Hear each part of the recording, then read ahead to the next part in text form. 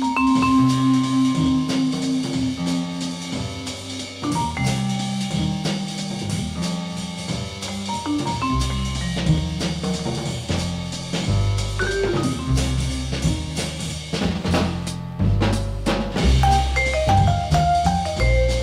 roure francès és més respectuós, aporta sensacions i no només figura amb el vi, unes notes diferents, unes notes especials. El roure americà és una altra, potser més notes de coco, més impacte de fusta.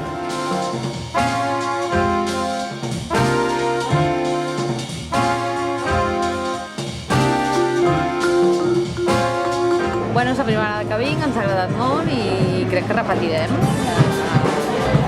No sé, sé que n'hi ha un cada mes, no? I aleshores hem pensat venir algun altre. Bueno, és molt interessant, és una manera diferent de fer una cata.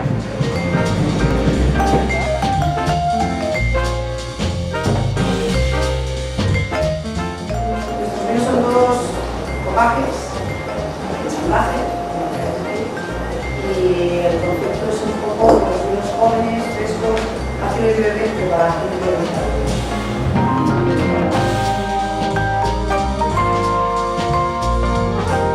A veure, a mi m'ha semblat molt interessant perquè està dirigit a gent que realment no sabem. I nosaltres, al cap i a la fi, hem après. Anècdotes de les famílies, coses d'aquestes. Ha estat molt interessant i I després que són 6.000, sí, ostres, surts d'aquí i alguna altra.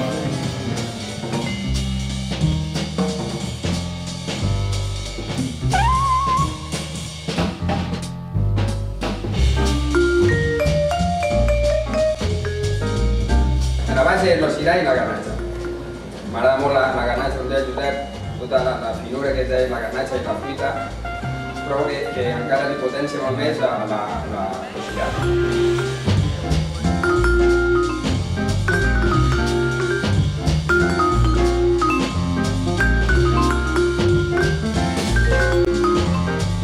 Eso era un taller de probar vinos, me ha gustado mucho y así bien. Y bien, también ahora hemos aprendido un montón. La veritat està molt bé perquè és molt original, és bastant diferent que el que una cata o un tast així, diguem, més ortodox, sinó que és una cosa molt més distesa i molt més amena. La veritat està molt bé.